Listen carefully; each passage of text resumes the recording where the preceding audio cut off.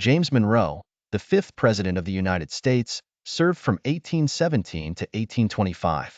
His presidency, often remembered for the era of good feelings and the Monroe Doctrine, was marked by significant national growth and foreign policy developments.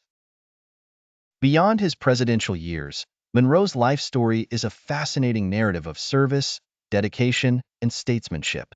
James Monroe was born on April 28, 1758, in Westmoreland County, Virginia, into a family of modest means.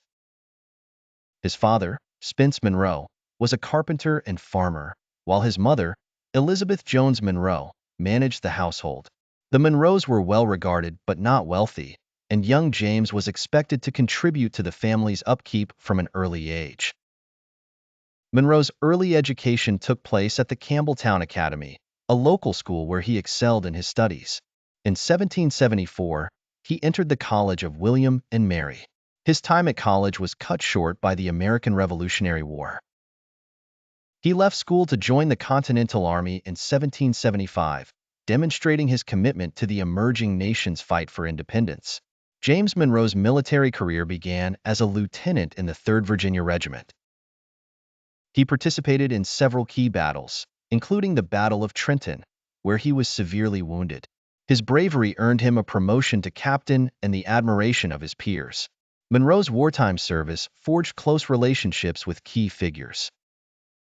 After recovering from his wounds, Monroe continued to serve in the Continental Army, eventually joining the staff of General William Alexander, Lord Stirling.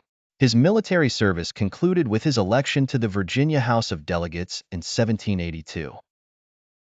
Monroe's political career began in the Virginia House of Delegates, where he served from 1782 to 1783.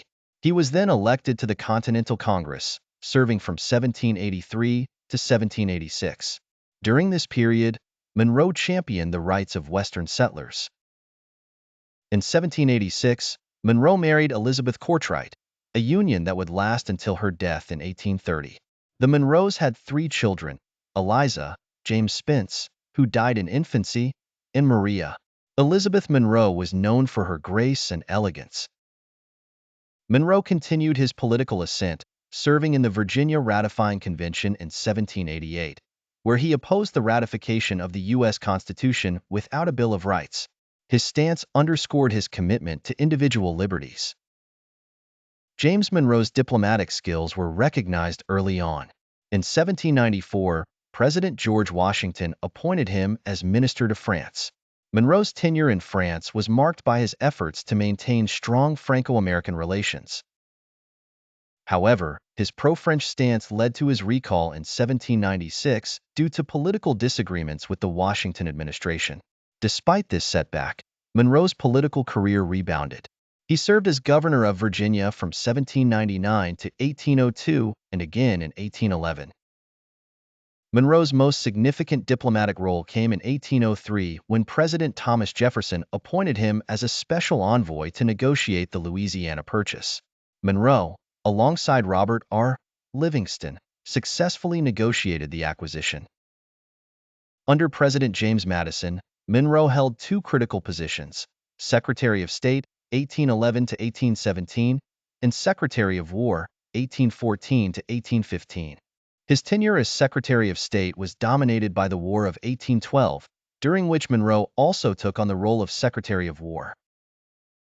James Monroe was elected the 5th President of the United States in 1816, easily defeating his Federalist opponent, Rufus King. His presidency is often remembered as the era of good feelings, a period marked by a sense of national purpose and unity. After leaving office in 1825, Monroe retired to his estate in Virginia, known as Highland. However, his retirement was not without challenges. Financial difficulties plagued Monroe in his later years, and he was forced to sell his beloved Highland estate.